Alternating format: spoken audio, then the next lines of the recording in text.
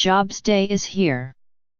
At 8:30 a.m., the Labor Department will issue its report on hiring and unemployment in January. The report will almost certainly show that American employers added jobs in January for the 88th consecutive month, by far the longest such streak on record.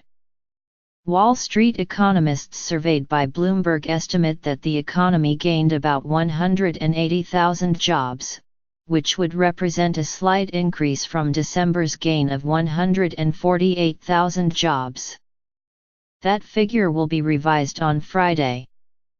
This is what you should watch for, with job growth expected to continue its recent steady course.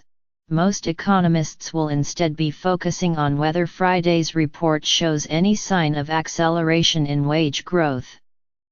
Economists expect an uptick in wages, 2.6% higher from a year earlier, but not a major acceleration. The slow pace of wage growth has been a persistent economic mystery.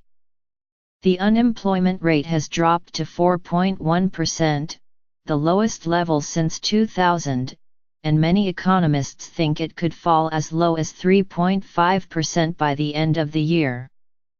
Historically, a joblessness rate that low has been associated with much faster wage growth. As companies compete to attract scarce workers, we would have expected, honestly, wages to have gone up more, but wages have stagnated, said Becky Frankiewicz, president of Manpower Group, a staffing firm. There are signs that employers could at last be loosening their purse strings. A separate report from the Bureau of Labor Statistics this week found that private sector wages and salaries rose 2.8% in the last 3 months of 2017, compared with a year earlier, the fastest growth since the recession. But other measures have found that pay growth is slowing. One factor that could enhance January's pay gains: minimum wage increases that took effect in many parts of the country on January 1. Diane Swank, chief economist for the investment firm Grant Thornton, estimated that the minimum wage increases could have a measurable impact on overall earnings, especially in the leisure and hospitality sector, which has many low-wage workers. Employers added 2.1 million jobs in 2017, the weakest pace of growth since 2010. The gradual slowdown in hiring is not a concern. Most economists expect growth to continue to ebb as the recovery goes on and the pool of available workers shrinks. As the number of job seekers falls, employers are being forced to work harder to find workers.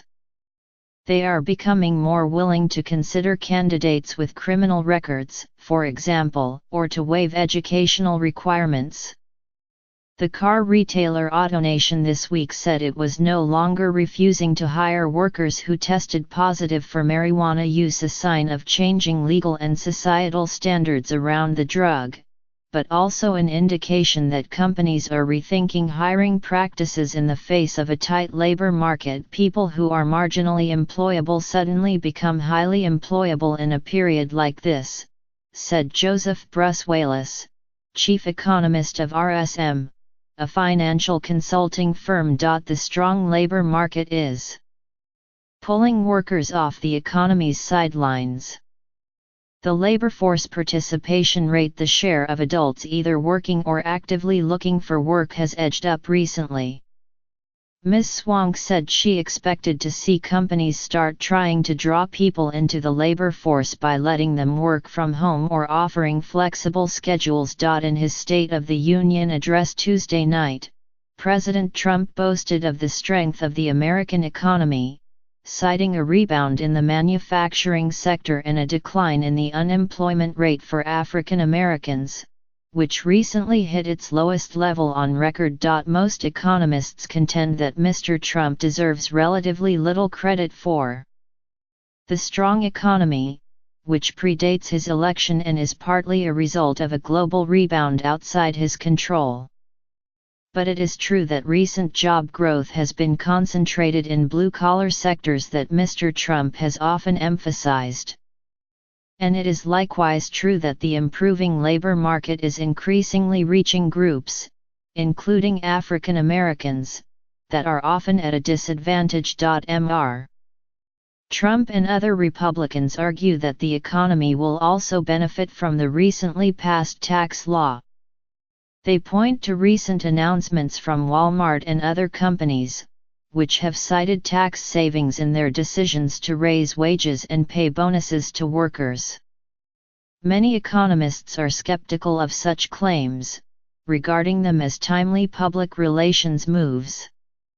But they say the tax cuts should provide at least a modest addition to economic growth in coming years, although probably not enough to let the law pay for itself, as its backers have promised. I hear my clients saying the tax bill gave them more confidence in the pro-business economy, said Tom Jimble, chief executive of LOLA'S Network, a staffing firm.